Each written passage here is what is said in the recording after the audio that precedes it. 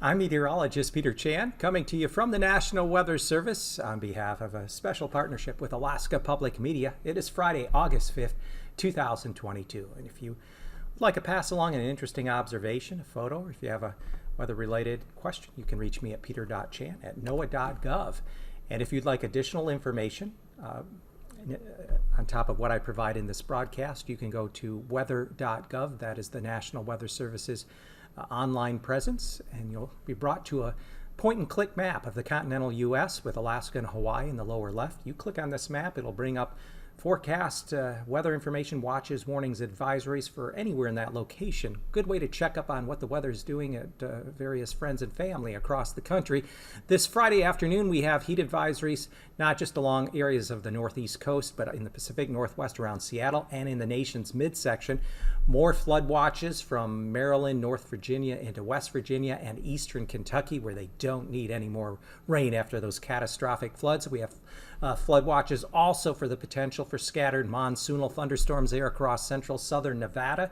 So this is what kind of information you can glean by checking this out. Also heat advisories and excessive heat warnings for the nation's midsection, covering a good portion of the eastern plains.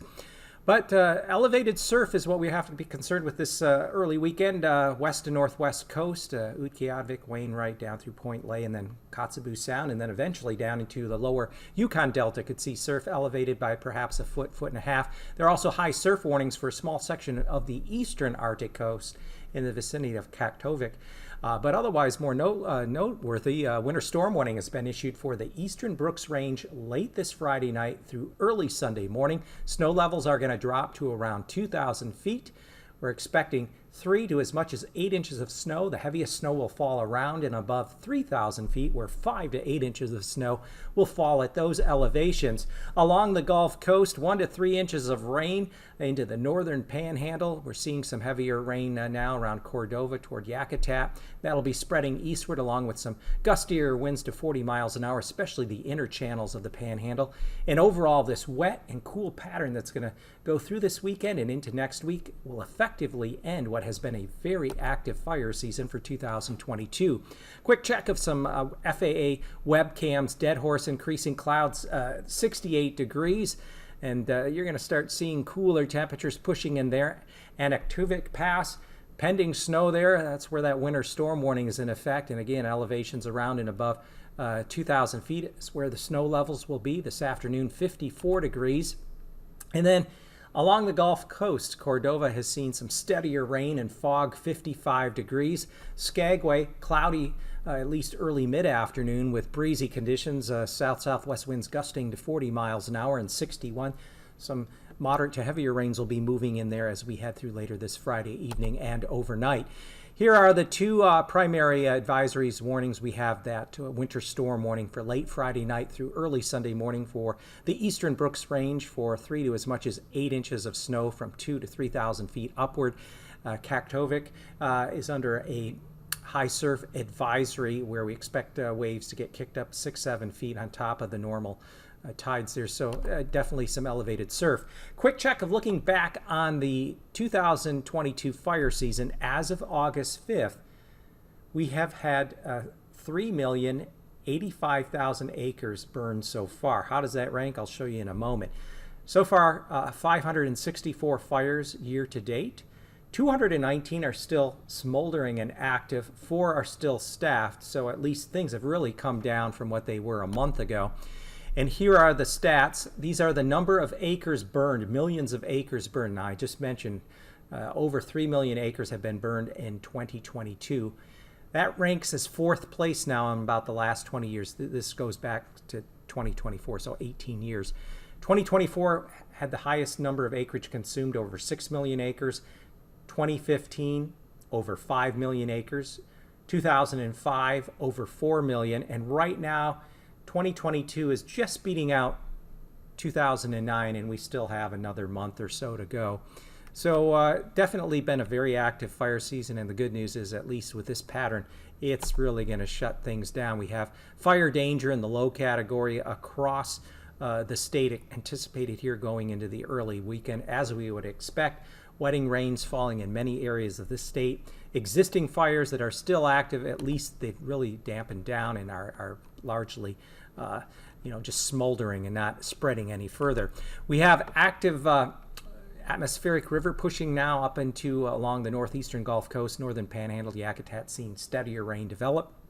And we have a low center near Anchorage on up toward the north end of the Kenai Peninsula. That's going to sit and spin out over Prince William Sound and slowly weaken and work its way east here Saturday into Sunday. On the backside of this system, we do have colder air coming in with a cold front there along the northwestern coast, and as that works its way eastward and gets into the system, that's what's going to bring some of the heavier snowfall, especially to the eastern Brooks Range. And looking at the surface weather map, there's that low located there, south central areas of the state, with the front extending and pushing into the Panhandle. Atmospheric river riding along cold front that extends back down along the lower southwestern Gulf and North Pacific.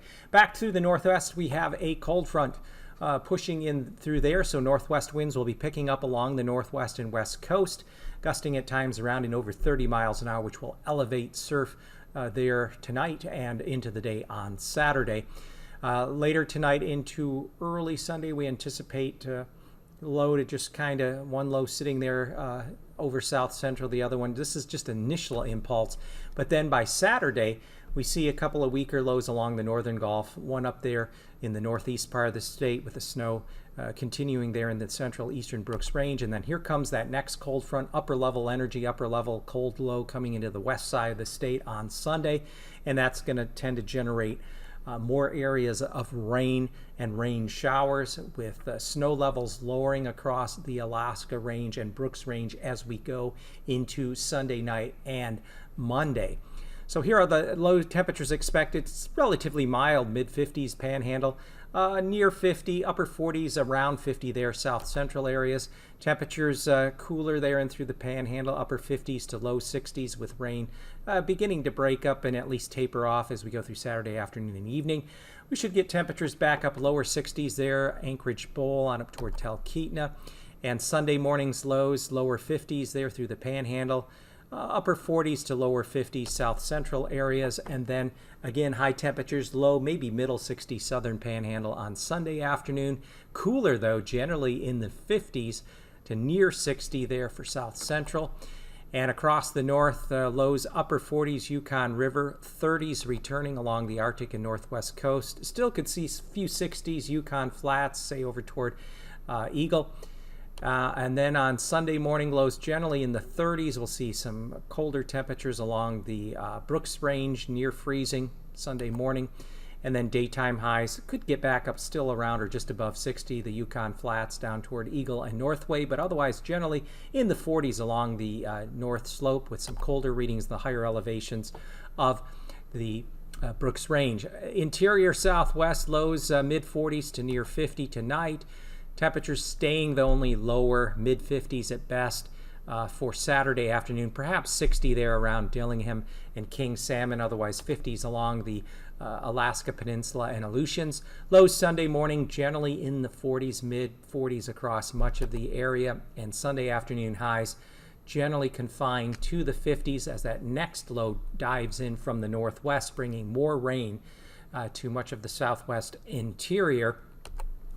And looking at the extended temperature outlook, August 11th through the 5th, so this will carry us up into mid-month. Temperatures are expected to average below normal across most of the mainland and into the Panhandle, centered on Fairbanks, Northway down into the northern Panhandle around Juneau, Skagway, Haines. Temperatures may be closer to normal as we get back out toward the southwest coast and in through the Aleutians and the Alaska Peninsula.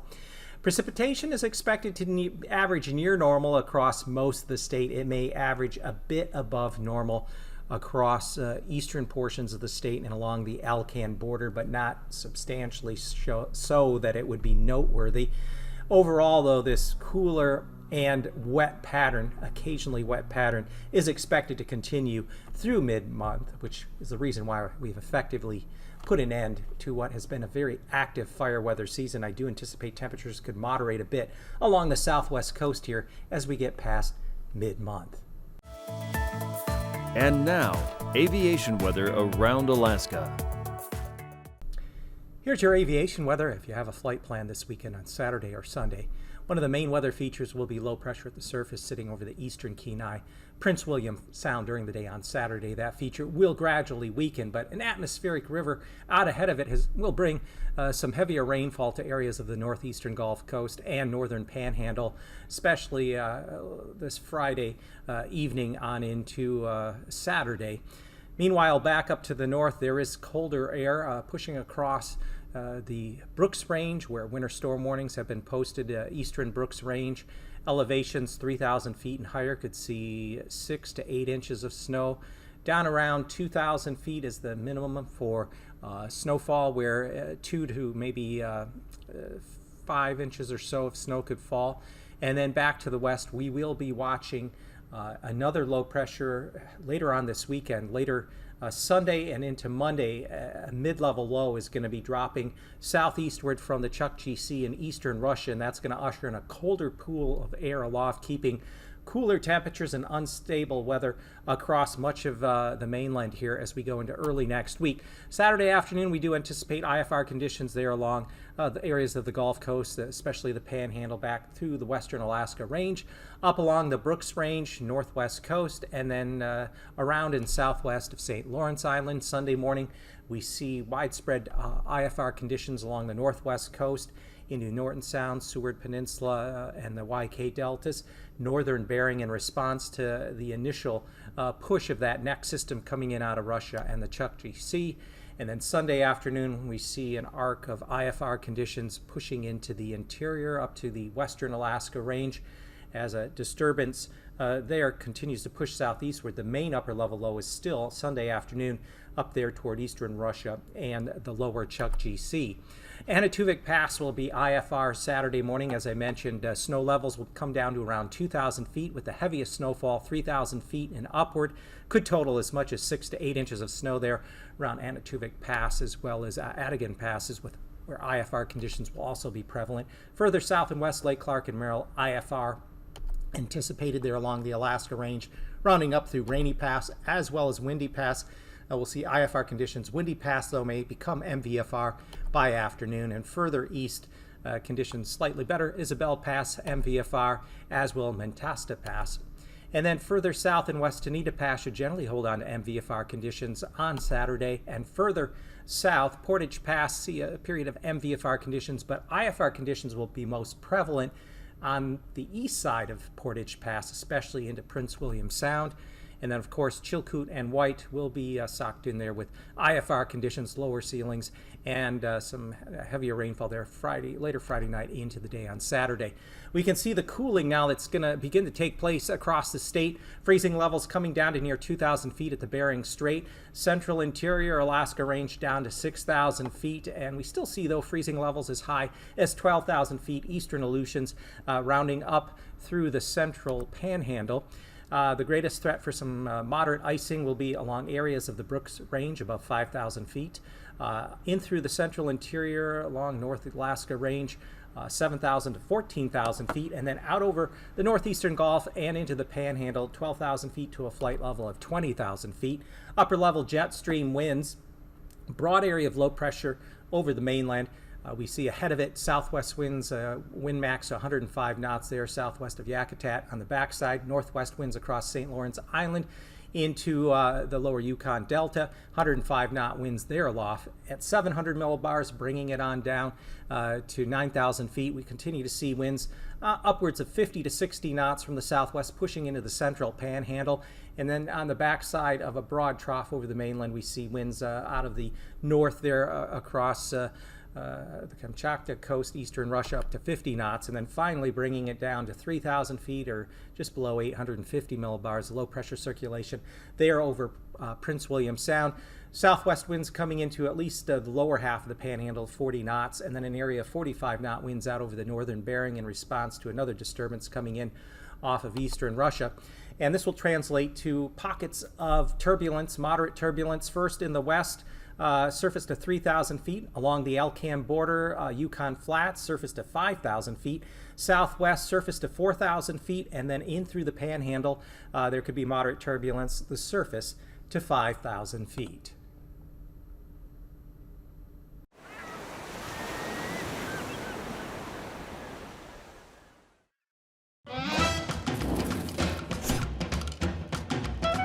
Why is plastic marine debris so common? We know there's trash in the ocean. Unfortunately, a lot of it is plastic. We find plastic everywhere, from the ocean floor to surface. The plastics are all shapes and sizes and all different types. We find plastics on beaches, and also inside animals' stomachs or wrapped around their bodies. That's bad news for our ocean and the animals that live in it and near it. It's also bad news for us. A recent study from the University of Georgia estimated that 8 million metric tons of plastic trash enters the ocean every year. That's like putting 5 bags filled with plastic on every foot of coastline in the world. That's a lot of plastic in the ocean, and it's there because, well, we put it there. The 5 most common items found during the International Coastal Cleanup are plastic cigarette butts, food wrappers, plastic beverage bottles, plastic bottle caps, and plastic straws and drink stirrers. Notice anything in common with those? It's a lot of single-use, disposable plastic. It goes without saying, we produce too much waste. That waste ends up in the ocean when we litter or don't recycle. Plastic is an important part of our modern lives. We use it for a lot of good things. But we need to take responsibility for how much we use every day and where it goes when we're done with it. The 3 R's can help, and it's up to every single one of us to practice them. Reduce your use of disposable plastic. That's anything you use once and throw away. Just use less. Reuse disposable plastics when possible. A plastic bottle makes a great coin piggy bank or watering can. The possibilities are endless. Recycle anything that can be recycled so it stays out of landfills, where trash can blow away. Ocean plastic is a huge problem that's only going to get worse. Unless we change our ways, we can do better for the ocean and for us.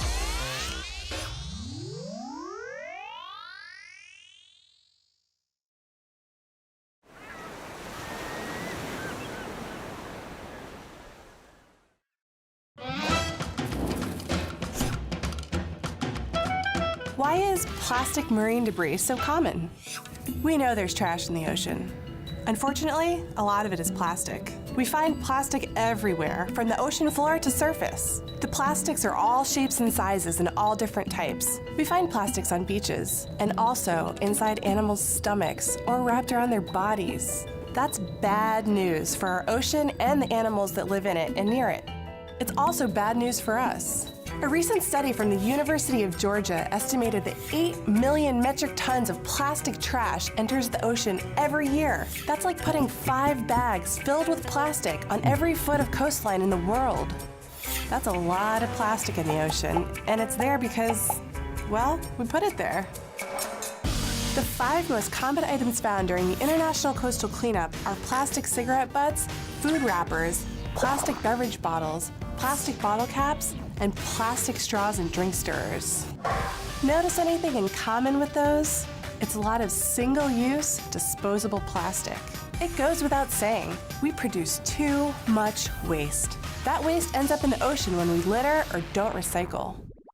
Plastic is an important part of our modern lives. We use it for a lot of good things. But we need to take responsibility for how much we use every day and where it goes when we're done with it. The 3 R's can help, and it's up to every single one of us to practice them. Reduce your use of disposable plastic. That's anything you use once and throw away. Just use less. Reuse disposable plastics when possible. A plastic bottle makes a great coin piggy bank or watering can. The possibilities are endless. Recycle anything that can be recycled so it stays out of landfills, where trash can blow away. Ocean plastic is a huge problem that's only going to get worse. Unless we change our ways, we can do better for the ocean and for us.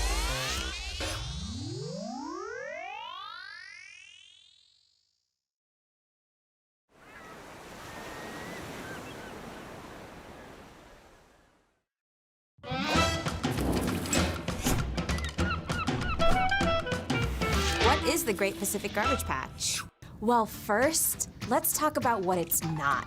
It's not a floating island of trash like a garbage dump or a landfill. It's also not the only patch. They exist all throughout the ocean, and the Pacific Garbage Patch just happens to be the most famous. Garbage patches are large areas of marine debris concentration that are formed by rotating ocean currents called gyres, kind of like big whirlpools that suck things in. A garbage patch is made up of tiny plastic pieces called microplastics that are less than 5 millimeters long. It's more like pepper flakes swirling in a soup than something you can skim off the surface. You might come across some larger items like plastic bottles, but it's possible to sail through a garbage patch and not see anything. And they're a big problem for the ocean and us. People often ask why we can't just scoop up all the marine debris in the ocean. And the answer is, unfortunately, it's just not that simple. The first challenge is the sheer size of these garbage patches. They're huge. They're constantly moving with ocean currents. And there's debris from the ocean surface all the way down to the sea floor. Not to mention all the marine life we would disrupt if we tried to just scoop up debris. So what can we do? Well, the ultimate solution is prevention. And we need to keep that as our highest priority. We can reduce, reuse, and recycle to keep trash out of the ocean in the first place. And we can participate in things like shoreline cleanups. It's a lot easier to deal with debris before it gets to the ocean. Because until we stop marine debris at the source, we'll just be cleaning it up forever.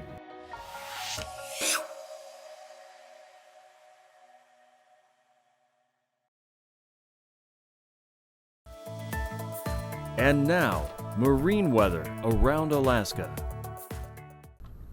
Welcome back, and let's check out the sea ice edge here before we get into the marine forecast. There are areas of what was once shore-fast ice that remains along the Arctic coast, especially just north there of Prudhoe Bay and there eastward to near Kaktovik. Otherwise, we expect this ice to just be very slow to melt. We are now in the latter portion of the summer season. There is also ice that still remains along the Russian coast, and this is just a very slow process since this ice is a bit thicker and tends a while to melt off. As for the marine forecast in the southeastern panhandle, we have a frontal system that is pushing in through there. The inner channels will see southerly winds of 20 to as much as 30 knots, especially north of Petersburg on up through Lynn Canal, where waves will be running as high as 5-6 feet there. Outer coast southwest winds generally around 20-25 knots with waves of 9 to 11 feet. On Sunday, winds will continue generally southerly for the inner channels, 15 to 20 knots, waves 3 to 4 feet. And then the outer coast off the Gulf there, winds will be westerly around 15 knots with waves generally 7-8 feet. For Saturday, across the northwestern Gulf and Cook Inlet, area of low pressure will be near and just north of Prince William Sound. Winds probably be a bit more variable there in Prince William Sound, around 10 knots. Strongest winds will be westerly, 30 knots off the Kenai and at the entrance there of Cook Inlet, where waves will be running around 7-8 feet. And then for Sunday, look for generally south-southwest winds across much of the region. South winds 50 knots, waves 2-3 feet in Prince William Sound. South-southwest winds to 25 knots there through Cook Inlet with waves of 6 to 7 feet and waves running 7 to 8 feet off the Kenai. For the Alaska Peninsula and Kodiak Island, winds will generally be from the west, 25 to 30 knots, waves running 7 to 8 feet on the North Pacific Gulf side and 6 to 8 feet on the Bering side by Sunday. Still see winds holding up there around 25 to 30 knots across much of the region. Waves as high as 9 feet, Shelikof Strait and just off of Bristol Bay. 5 to 6 feet there off of Chiknik and Sand Point on the North Pacific side, and perhaps 7 to 8 feet there north of Cold Bay. The Aleutians winds will generally be westerly around 15 knots, waves 4 to 5 feet on the North Pacific side as well as on the Bering side. And then for Sunday, winds continue more variable on the North Pacific side around 10 knots, waves 3 to 4 feet there, and then westerly winds generally 15 to 20 knots, AKwx eastward through Dutch Harbor with waves of 4 to 6 feet. Along the southwest coast, winds on Saturday will still be out of the southwest to west, especially there east of the Yukon Delta, and waves running 6 to 7 feet there. Winds turning more northwesterly up toward Norton Sound, and especially as you get up toward the Bering Strait. For Sunday, winds will be west-northwest with the exception of an easterly wind coming out of Norton Sound because there's going to be another low sitting out over the southwestern interior. And strongest westerly winds will run 25 to 30 knots from near Nunavik Island south through St. Paul and St. George, where waves could run as high as 8 to 10 feet. And then along the Arctic coast, brisk winds Saturday, 25 to 30 knots. Eastern Arctic coast, where you have some open water, waves could be as high as 7 to 10 feet with some higher surf there around Kaktovik. And then further west, lower Chukchi Sea winds out of the west at 15 to 20 knots down through the Bering Strait with waves of 4 to 6 feet. For Sunday, winds come down a little bit there at the east end of the Arctic coast, 15 to 25 knots, waves 3 to 5 feet. And winds will turn a bit more northeast and then northerly through the lower Chukchi Sea to 20 knots before turning northwesterly on the north side there of St. Lawrence Island after passing through the Bering Strait with waves running 4 to 6 feet across the region. Saturday afternoon, a couple areas of low pressure over the Gulf, one hanging back toward Prince William Sound, another heading toward Yakutat with a diminishing frontal system, the strongest winds in through the inner channels there of the Panhandle. Watching another cold front dropping southeastward out of the Arctic Ocean and Chukchi Sea, linking up with a mid-level low aloft that'll eventually form a surface low near Norton Sound on Sunday afternoon. And this will enhance the rain and cooler temperatures across the west that'll eventually spread throughout south central and eastern portions of the mainland as we go into Sunday night and by Monday. These forecasts are for planning purposes only. Call 1-800-WX-BRIEF for a formal pre-flight briefing. Always file a flight plan before you go flying. The U.S. Coast Guard Auxiliary urges you to leave a float plan with a friend or the harbor master before you go boating.